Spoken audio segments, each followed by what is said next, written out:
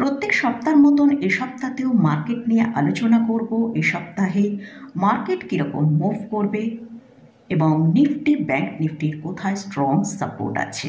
এছাড়াও একটা স্টক নিয়ে আলোচনা করব, যে স্টকটা কল্যাণ জুয়েলার্স। এদের আমরা 37% মতন লাস্ট কয়েকদিনই ডিক্লাইন দেখেছি। তো সেটা কেন ডিক্লাইনটা এসছে সেটা নিয়েও ডিসকাস করব। আমার ভিউয়ার্সরা জানতে চেয়েছেন, তার জন্যই এই স্টকটা নিয়ে আজকে আলোচনা করব। তাহলে ভিডিওটা শুরু করা যাক। ভিডিও শুরু করার আগে বলি, চ্যানেলে যদি ফার্স্ট টাইম ভিজিট করে থাকেন তাহলে অবশ্যই চ্যানেলটা সাবস্ক্রাইব করে নেবেন আর পাশে থাকা বেল আইকনটা প্রেস করে রাখবেন। আমি ভিডিও আপলোড করার সাথে সাথে আপনাদের কাছে ভিডিওটা পৌঁছে যাবে। আমরা লাস্ট উইকে পরপর 3 দিন মার্কেটের মধ্যে কিন্তু ভালো র্যালি দেখেছিলাম, কিন্তু লাস্ট ফ্রাইডেতে আমরা দেখলাম মার্কেটের মধ্যে একটা বড় সেলিং এলো। সেটা নিফটি প্রায় 108 পয়েন্ট অর্থাৎ 23,200 দিনের কাছে আমরা ক্লোজিং পেয়েছি। দেখুন, মার্কেটের সামনে কিন্তু আমরা যেগুলো এখন রয়েছে ইভেন্টগুলো, যেমন ফার্স্ট যে ইভেন্টটা আছে, ডোনাল্ড ট্রাম্প তিনি 20শে জানুয়ারি 47তম ইউএস প্রেসিডেন্ট হিসেবে ইনগ্রেটেড হবেন। এর জন্য আমরা ইউএস মার্কেটে লাস্ট ফ্রাইডেতে একটা খুব ভালো র্যালি দেখেছি। সেখানে আশা করা হচ্ছে তাদের ইকোনমিক্যাল গ্রোথ খুব ভালো আসবে। তো তারই পরিপ্রেক্ষিতে ইউএস মার্কেটে একটা খুব ভালো র্যালি এসেছে। কিন্তু আরও যেটা শোনা যাচ্ছে যে ডোনাল্ড ট্রাম্প যে ট্যারিফ লাগানোর কথা বলছেন, সেটা ইন্ডিয়া এবং চায়না মার্কেটের উপর কিন্তু একটা বড় ধাক্কা আসতে চলেছে। যদি এই ট্যারিফ লাগানো হয় তাতে কিন্তু আমাদের ইন্ডিয়ান মার্কেটের উপর একটা বড় ধাক্কা আসতে পারে। এছাড়াও আমরা যদি আর্নিংয়ের দিকে ফোকাস করি, Q3 যে রেজাল্ট আসছে, এখনো পর্যন্ত মার্কেটে কিন্তু সেরকম কোনো দুর্দান্ত রেজাল্ট কোনো কোম্পানির আসেনি। বরং আমরা লাস্ট ফ্রাইডেতে দেখলাম ইনফোসিস এবং এক্সিস ব্যাংকের রেজাল্ট খারাপ আসার জন্য মার্কেটে একটা ভালো ডিক্লাইন এলো। তো এখন একমাত্র সামনে আমাদের আছে বাজেট। যদি বাজেটে কোনো একটা ভালো নিউজ আসে, তার ফলে যদি মার্কেট এখানে ঘুরে দাঁড়াতে পারে। বাজেটে যেটা শোনা যাচ্ছে যে ট্যাক্সের উপর হয়তো কিছু ছাড় আসতে পারে, সেটা দেখা যাক। বাজেটের দিন আমাদের কাছে কোনো ভালো খবর আসে কিনা সেটা আমাদের বাজেট পর্যন্ত ওয়েট করতে হবে। যাই হোক, আমরা এখন মার্কেটের লেভেল নিয়ে ডিসকাস করব। নিফটি লাস্ট ফ্রাইডেতে আমরা ক্লোজিং পেয়েছি 23,200 দিনে।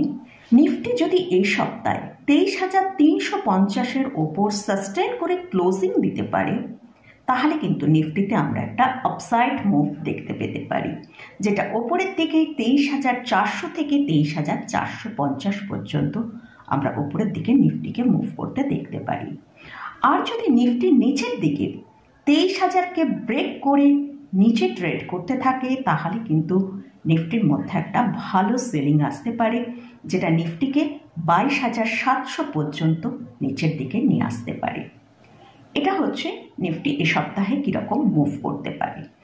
এবারে আসছি মানডেতে মার্কেট কীরকমভাবে ওপেন হতে পারে সেটা নিয়ে ডিসকাস করব। তার আগে আমরা একবার ইউএস মার্কেটের দিকে ফোকাস করব। সেখানে আমরা দেখতে পাচ্ছি down zone 334 point, Nasdaq 291 point এবং S&P 500 59 পয়েন্ট পজিটিভে ক্লোজ হয়েছে। এছাড়াও ইউরোপ মার্কেটও কিন্তু ভালো পজিটিভেই ক্লোজ হয়েছে। নিফটির চার্টটা যদি দেখি, নিফটিকে আমরা সেখানে দেখছি একটা রেঞ্জের মধ্যে ট্রেড করছে। ওপরের দিকে 23,300 আর নিচের দিকে 23,000, এই রেঞ্জটার মধ্যে কিন্তু এখন নিফটি ট্রেড করছে। মানডেতে আমরা হয়তো নিফটিকে একটা আপসাইড ডে ওপেন হতে দেখতে পারি। তো যতক্ষণ না ওপরের দিকে নিফটি 23,300-র ওপর ট্রেড করবে এবং সাস্টেন করতে হবে, ততক্ষণ কিন্তু নিফটির মধ্যে কোনো নতুন আপসাইড আমরা দেখতে পাবো না। আর যদি নিফটি নিচের দিকে 23,000কে ব্রেক করে নিচের দিকে যেতে থাকে, তাহলে সেক্ষেত্রে আমরা কিন্তু একটা ভালো ডাউন সাইড দেখতে পারি। তাহলে মার্কেট কিন্তু এই তার রেঞ্জের মধ্যেই ট্রেড করবে। নিচের দিকে 23,000, ওপরের দিকে 23,300, এই রেঞ্জটার মধ্যেই ট্রেড করতে থাকবে। এটা গেল নিফটি নিয়ে আলোচনা করলাম। এবারে আসছি ব্যাংক নিফটি। ব্যাংক নিফটি আমরা ক্লোজিং পেয়েছি 48,540-এ। ব্যাংক নিফটি যদি 48,800-র ওপর ট্রেড করতে থাকে তাহলে ব্যাংক নিফটি একটা ওপরের দিকে আপসাইড দেখাতে পারে, যেটা 49,000 থেকে 49,100 পর্যন্ত। আর যদি ব্যাংক নিফটি 48,000-কে ব্রেক করে নিচের দিকে আসতে থাকে তাহলে কিন্তু আমরা ব্যাংক নিফটির মধ্যে একটা ভালো সেলিং দেখতে পাবো, যেটা 47,500 পর্যন্ত ব্যাংক নিফটি নিচের দিকে আসতে পারে। তো এটা গেল নিফটি এবং ব্যাংক নিফটি নিয়ে আলোচনা করলাম। এবারে আসছে যে স্টকটা নিয়ে আলোচনা করব। রিসেন্ট দেখলাম কল্যাণী জুয়েলার্স, এই স্টকটার ভেতরে একটা ভালো সেলিং হয়েছে। এই স্টকটার লাস্ট 10 দিনে কিন্তু 37%-এর মতন ডাউন হয়েছে। তো কেন এই স্টকটা এতটা ডাউন হয়েছে? এই স্টকটা 2 জানুয়ারি আমরা দেখেছিলাম সব থেকে যে হাইটা তৈরি করেছিল, প্রায় 800 টাকার কাছাকাছি হাই তৈরি করেছিল। সর্বোচ্চ হাই এই স্টকের জন্য যে হাইটা, সর্বোচ্চ হাইটা সেটা সেই দিন তৈরি করেছিল। কিন্তু তারপর থেকে আমরা চার্টে দেখতে পাচ্ছি যে কন্টিনিউয়াস কিন্তু স্টকের মধ্যে একটা সেলিং হয়ে গেছে। মানে লাস্ট 13টা সেশনের মধ্যে 10টা সেশনে আমরা কিন্তু এই স্টকটাকে দেখেছি ভালো সেলিং হয়েছে। লাস্ট ফ্রাইডেতে স্টকটা প্রায় 6.6% ডিক্লাইন দেখিয়েছে। আর এই স্টকের এখন কারেন্ট প্রাইস চলছে 503 টাকার কাছে। এবং এই যে এতটা সেলিং এসছে, এর ফলে এই স্টকের মার্কেট ক্যাপিটালাইজেশন, যেটা 2 জানুয়ারি 82,000 করোড় ছিল, সেখান থেকে এদের মার্কেট ক্যাপিটালাইজেশন এখন 50,000 করোড়ে চলে এসেছে।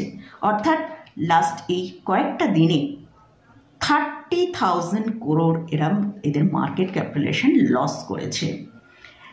এবারে আমরা দেখব কেন এই স্টকের ভেতর এতটা ডিক্লাইন এসছে। মেন দুটো কারণের জন্য কিন্তু আমরা দেখতে পাচ্ছি এদের কোম্পানিতে একটা ডিক্লাইন এসছে। ফার্স্ট হচ্ছে, এই কোম্পানিতে আইটি ডিপার্টমেন্টের অভিযান চালানো হয়েছিল, কিন্তু সেটা তারা বলছে এটা ঠিক নয়, এটা তারা অস্বীকার করছে। এছাড়াও সেকেন্ড যেটা বলছে, বেশ কিছু ফান্ড ম্যানেজারদের এরা ঘুষ দিয়েছে, কিন্তু সেক্ষেত্রেও এরা বলছে এটাও ঠিক নয়, কারণ তারা কোনো ফান্ড ম্যানেজারদেরকে ঘুষ দেয়নি। এইসব ছাড়াও আরও একটি বিষয় সম্পর্কে যেটা আলোচনা হচ্ছে, যে এরা একটা বিমান কিনেছে। কোম্পানির এক্সিকিউটিভ রমেশ কল্যাণ রমন বলছেন এইসব এগুলো খুবই অযৌক্তিক, এগুলো কোনোটাই সত্যি নয়। তাদের কোম্পানিতে আইটি অভিযান হয়নি, তারপর তারা কখনোই কোনো ঘুষ ফান্ড ম্যানেজারদের দেয়নি। তো তার সত্ত্বেও কিন্তু এই স্টকের মধ্যে আমরা একটা বড় ডিক্লাইন দেখতে পাচ্ছি। এছাড়াও যখন তাদের কাছে প্রশ্ন করা হয় বিমান নিয়ে, তখন তিনি বলেন যে এই কোম্পানিতে কোনো বিমান কেনার পরিকল্পনা নেই, বা একটা হেলিকপ্টার রয়েছে, সেটা কিন্তু কোম্পানির অ্যাকাউন্টসে দেখানো আছে, অর্থাৎ কোম্পানির বুকসেই তাদের এই হেলিকপ্টার কেনা হয়েছে। তো এসব তারা যুক্তি বা তারা বলা সত্ত্বেও কিন্তু আমরা স্টকের মধ্যে একটা বড় ডিক্লাইন দেখতে পাচ্ছি।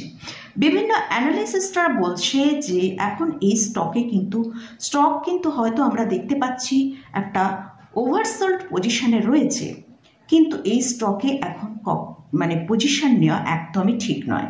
যেহেতু এই স্টকের মধ্যে একটা এত বড় নিউজ চলছে, তাই এই স্টক বাই করা থেকে আমাদের এখন বিরত থাকা উচিত। তো মোটামুটি এই স্টকটা কেন এতটা ডিক্লাইন হয়েছে সেটাই আমি আপনাদের সাথে শেয়ার করলাম। এবং এই স্টকটার ফান্ডামেন্টাল কন্ডিশনেও দেখলাম যে আমরা বেশ কিছুটা চেঞ্জ হয়েছে। তো মোটামুটি সব বিষয়গুলো নিয়ে আপনাদের সাথে আলোচনা করলাম। তো মোটামুটি এই সপ্তাহে মার্কেট কীরকম মুভ করতে পারে সেটা নিয়ে আলোচনা করলাম, এবং কল্যাণ জুয়েলার্সে কেন আমরা 37% ডিক্লাইন দেখতে পাচ্ছি সেটা নিয়েও আলোচনা করলাম। এখানে কিন্তু ইন্ডেক্স এবং স্টক নিয়ে যে আলোচনা করলাম, কোনো রেকমেন্ডেশন নেই। ইন্ডেক্স বা স্টকে কোথাও কোনো পজিশান নিতে চাইলে তার আগে ভালো করে চার্ট অ্যানালিসিস করে নিয়ে তারপরে পজিশান নেবেন। তো মোটামুটি আজকের মতন ভিডিওটা এখানেই শেষ করছি। ভিডিওটা যদি ভালো লাগে অবশ্যই লাইক করবেন, শেয়ার করবেন, সাবস্ক্রাইব করবেন। ধন্যবাদ।